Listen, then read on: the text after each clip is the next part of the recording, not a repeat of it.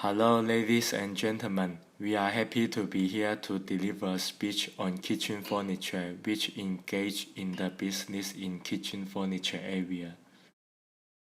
To begin with, let's start with a brief introduction about a product. According to different applications, there are various classifications for kitchen utensils, such as cooking utensil, storage utensil, washing utensil, dining utensil. And in the last part, I would like to introduce the market environment of the kitchen utensil in Australia. Kitchen and cookware store industry is at a mature stage in its economic life cycle. It is estimated that with 10 years from 2023 to 24, the industry at value will rise at an average annual of 1.9%. This indicated that the overall economic performance is not good, and it is expected that Australia's real GDP will increase at an annual rate of 2.7%. This is a feature of an industry that is at the maturity stage of the life cycle. It is expected that the number of the industry enterprise will decline moderately in the decade of 2023 to 24, and the number of the enterprise is expected to grow moderately. What's more, by registering a CAGR of 2.5% over 2016 to 2023, the amount of kitchen appliances is forecast to reach $242.5 billion USD by 2023 in the global kitchen utensil market. Multiple materials are used to manufacture different kitchen utensils, including clay, plastic, glass, and stainless steel. For example, it is very common to use stainless steel during the manufacturing process of kitchen utensils.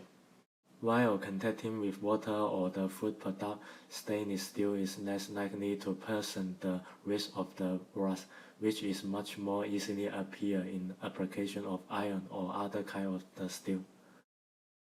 As for how kitchen and cookware store can be successful, IBIS World has determined the most important key successful factors are as the following. Being part of a franchising chain, having a clean market position, effective cost control. The company decided to make Peru the only country where the ground would expand. Peru has a long history and a unique culture. Peru used to be a Spanish colony for nearly 300 years. There are about 30 million people in Peru. The main population is Indian people and Indo-European hybrid, which count for 55% and 37% respectively. In recent years, Peru has increased its education budget to improve access to education. However, the gap between urban and rural students is still very large. In 1991, the Peruvian government amended the free investment law and removed certain restrictions on free investment, allowing to free investors to invest resources. Peru is rich in natural resources, which is a major contributor to the Peruvian economy. And the manufacturing industry is also an important economic part. The main difference between Australia and Peru is distance, power, and individual needs. Peru has abundant natural resources and developed manufacturing industries that can provide group with better materials. In addition, Peru is relatively affluent and a high level of consumption, which enables more efficient sale of products and services.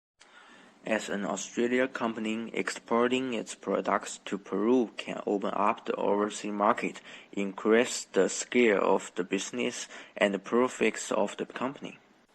The operating structure proposed by the Peruvian company is a functional organizational structure, which allows all directors to report and make the company operation transparent. The parent company will empower the management to run the new company in Peru. Peru and Australia signed a joint agreement in 2018, giving Australia products the best market access in 20 years. In this international trade situation, export is a good opportunity to develop the overseas market. In order to ensure the sustainable development goals of enterprise, Enterprise need to establish coordination department and regulatory department, formulate a sustainable development strategy and review the sustainable development issue.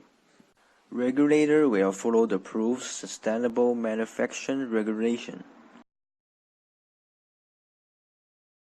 Our business expansion to Peru will involve more relevant investment. First of all, expansion to Peru means that we need to develop new production lines to manufacture products that meet the requirements of customers in Peru.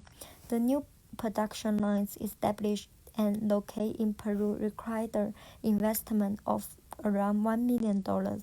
Secondly, we need to recruit local people in Peru after expanding to Peru. However, the recruitment and training of new local employees may require to cost around $50,000.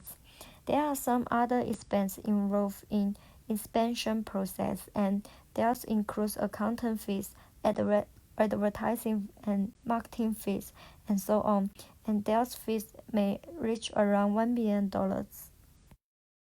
Difference in culture may make it hard for our company to recognize the expectation and motivation of workers in Peru. To address difference in culture, our companies should have cross-cultural communication courses to train and workforce in Peru. Before moving to Peru, it's necessary to know that training global employees will be expensive compared to the local training. Or can make a mistake to allocation of a small budget for international training.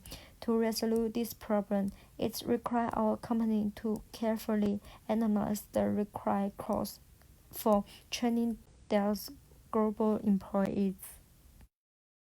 Corporate social responsibility is imperative for any companies to establish a positive brand image and obtain competitiveness. In our expansion and cooperation in Peru, we need to consider offering free products to some place and people.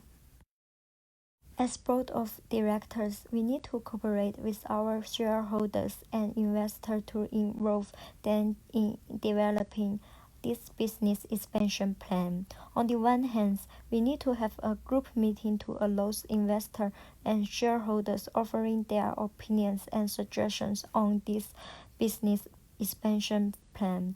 On the other hand, we need to encourage those investors to invest more capitals for supporting the business expansion plans after communication or potential benefits to them.